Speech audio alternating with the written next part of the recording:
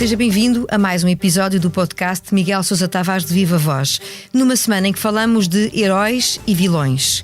A morte de Alexei Navalny e a nova vida de Isabel dos Santos são mote para esta conversa que reserva, como sempre, um improviso para a parte final. Começamos dentro de instantes. Eu sou a Paula Santos.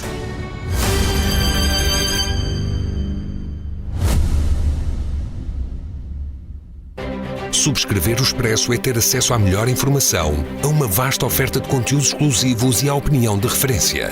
Subscrever o Expresso é tornar-se membro do nosso clube, poder ser voz ativa de uma comunidade informada e beneficiar de vantagens exclusivas. Subscreva o Expresso em expresso.pt/digital. Expresso. Liberdade para pensar. Olá, viva Miguel. Viva Paula. Alexei Navalny, o maior opositor de Putin, morreu há poucos dias. Morreu numa prisão russa depois de já ter sobrevivido a uma tentativa de envenenamento e de ter decidido regressar à Rússia sabendo que seria detido. Era um desfecho inevitável este? Parece que sim, não é? E é impressionante que ele, sabendo melhor do que ninguém aquilo que o esperava, tenha optado por voltar à Rússia contra toda a esperança, não é? Há um dissidente russo, que era um poeta célebre do tempo do Stalin, Osip Mendelssohn, que teve também na Sibéria. Ele escreveu um livro, que é um livro de referência, que se chama Contra Toda a Esperança. Foi publicado depois da morte dele, pela viúva, e eu lembrei-me desse livro e do título, a propósito do caso Navalny. Ele regressa contra toda a esperança. Ele não tem nenhuma esperança que os métodos repressivos de Putin vão mudar, e ele, mesmo assim, resolve voltar.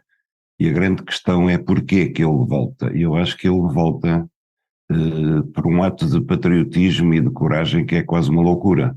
Ele quer mostrar aos russos e quer mostrar ao mundo que não tem medo de Putin, mas que Putin tem medo dele. E essa é uma humilhação que ele inflige a Putin, que Putin não lhe vai perdoar. O Miguel não hesita na sua crónica semanal no Expresso em considerar que, morto por ordem sua ou não, Navalny morreu por responsabilidade direta de Putin. Que implicações, pegando até naquilo que acabou de dizer, terá esta morte para o líder russo? Olha, nós estamos a falar uma semana depois da morte de Navalny e o choque que isso causou no mundo inteiro, a indignação que causou, ainda não cessaram.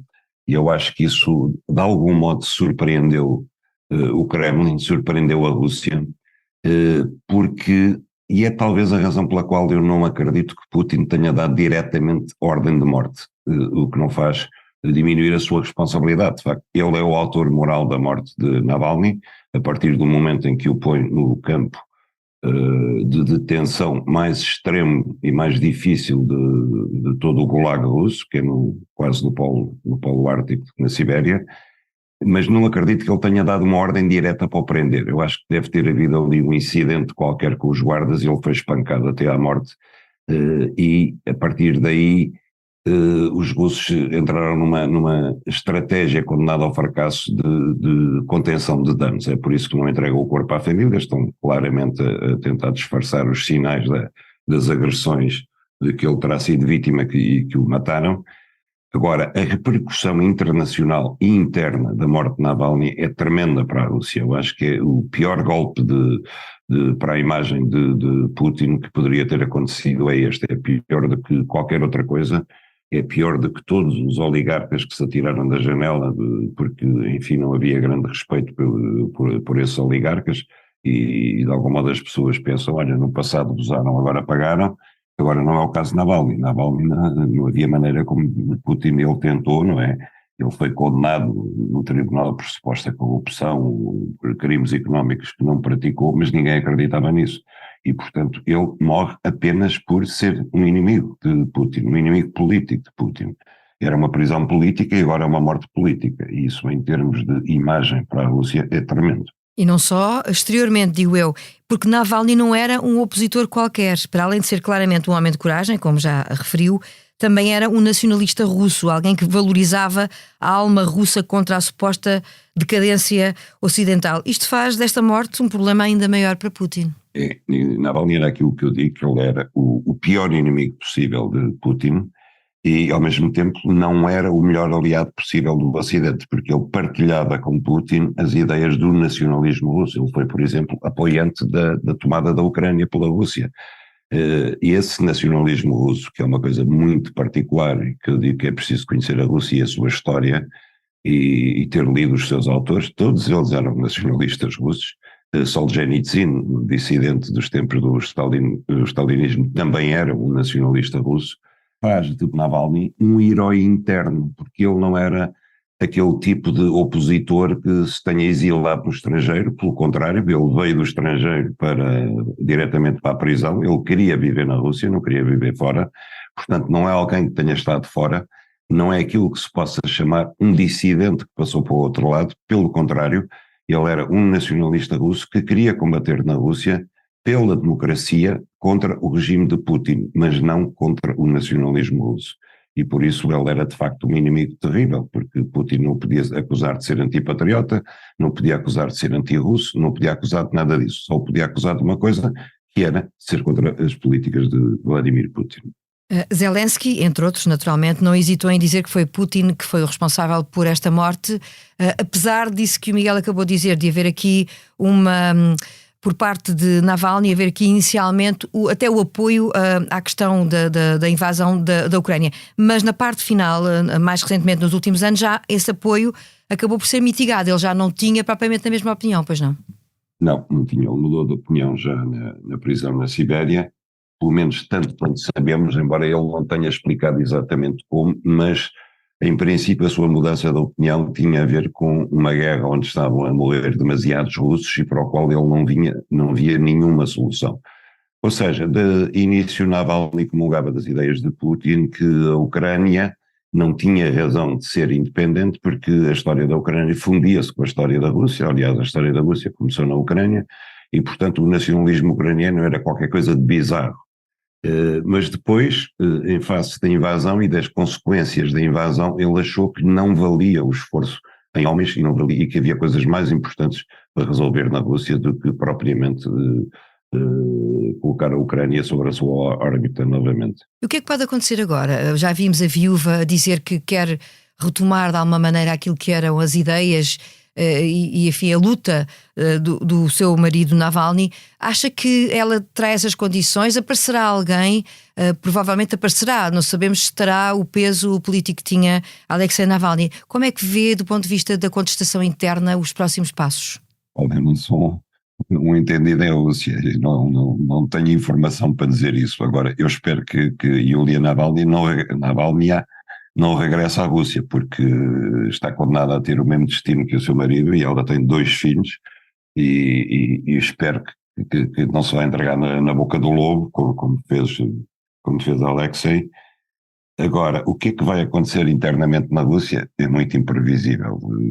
Eu acho que Putin só cairá por dentro, provavelmente só cairá através de um golpe militar, e para ele é verdadeiramente decisivo como é para todos os ditadores, contar com as Forças Armadas do seu lado, porque um golpe ou uma mudança de regime vinda de uma solução democrática é óbvio que não vai acontecer e não vai acontecer já nas eleições presidenciais de março.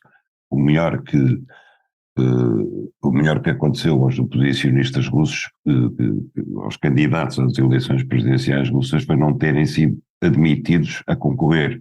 Os que são admitidos a concorrer, o destino mais provável é morrerem, portanto a sorte dos que não são admitidos é pelo menos ficarem vivos. Da Rússia para outras paragens, para o Dubai, detemos-nos agora numa entrevista que permite conhecer a nova vida da filha mais velha do ex-presidente de Angola. Isabel dos Santos enumera uma lista de queixas provocadas pelo exílio e por decisões da justiça, mas o Miguel leu e não ficou sensibilizado. Quer dizer, já não era sensibilizado antes, quando ela estava na crista da onda, quando vinha a Portugal e os ministros curvavam-se, os nossos empresários faziam fila para tentar serem sócios dela nos empreendimentos dela, os escritórios de advogados de Lisboa batalhavam para conseguir contas dela, os governos a mesma coisa, e portanto eu não era fã dela nessa altura, porque era óbvio e evidente que a família dos Santos roubava Angola, e perante um país miserável eles estavam completamente milionários. E agora o que é impressionante é na entrevista que ela dá na semana passada na revista do Expresso, ver que ela não apenas não se arrepende de coisa nenhuma, como é provocadoramente como é que eu hei de dizer, ofensiva para com Angola, ofensiva para o que foi a vida dela, que ela podia ter aprendido alguma coisa, mas não. É uma menina fútil, que fez toda a sua vida à conta do pai presidente e tem a lata de dizer que não, que nunca teve apoio nenhum, que coisa nenhuma, que era apenas inveja por ela ser uma mulher africana, empreendedora, e não explica como é que, vinda do nada, consegue tornar-se dona da empresa angolana Diamantes, consegue tornar-se presidente da Sonangol, da petrolífera, consegue ter negócios, consegue ter a maior empresa de telecomunicações de Angola, a Unitel, consegue ter empresas de construção, consegue ter todos os melhores negócios de Angola estão nas mãos dela. Torna-se absolutamente multimilionária. Hoje tem mandatos de captura internacionais de 4 países diferentes e é capaz de dizer, não, eu não estou a fugir da justiça, toda a gente sabe onde é que eu moro. Que é uma coisa de facto extraordinária, não é? Que se não está a fugir da justiça, apresente-se à justiça. Aqui chegados, avançamos para outras análises dentro de portas e entramos no improviso. Os frente a frente entre os líderes partidários chegaram esta semana ao fim, nas televisões. Os candidatos já andam na estrada. Agora que arranca oficialmente a campanha eleitoral, Miguel, quem lhe parece que está a partir em melhores e em piores condições para conquistar os eleitores? Até segunda-feira passada, o Luís Montenegro estava em melhores condições. A partir do debate de segunda-feira, os pratos da balança ficaram equilibrados. Se as sondagens estão certas, haverá ainda entre 15% a 18% de indecisos, e é para eles que estas 2 semanas e meia de campanha eleitoral vão ser decisivas. É para esse voto, e mais uma vez suponho que será o voto do centro que irá decidir. Mais uma vez vamos ver os dois a tentarem chegar-se ao meio, chegar-se ao centro para captar esses votos, e quem conseguir fazê-lo, quem perder menos tempo, por exemplo, nestas tricas de eu não voto contra o teu governo minoritário se tu não votares contra o meu, etc., que são coisas que não dizem nada aos eleitores, porque eu acho que os eleitores neste momento querem discutir as propostas concretas e saber quem é que não recua naquilo que prometeu e quem é que não promete mais do que aquilo que quer cumprir. Portanto, quem conseguir centrar a campanha nesses temas, que são os temas decisivos para as pessoas, pode ir buscar os votos que faltam para conseguir formar governo no dia 10 de março. Está a ver isso acontecer? Eu estou a perguntar isto porque realmente a espuma dos dias traz-nos uma declaração, depois uma declaração que afinal é vista como contrariando a anterior, e um líder partidário, neste caso Montenegro, que continua a ser pressionado para uma resposta, mas que não dá. Está a haver aqui um novelo que se desata nesta matéria? Paulo, isto é um bocadinho círculo vicioso, porque assim, os jornalistas, o street journalism, como eu lhe chamo, vai sempre atrás dessa espuma, e porque isso dá títulos, dá leads de notícia, e então eles estendem o microfone e dizem, Luís Montenegro, ontem o Pedro Nuno Santos disse isto sobre a moção de rejeição, e você não sei o quê, e os líderes não conseguem fugir disso.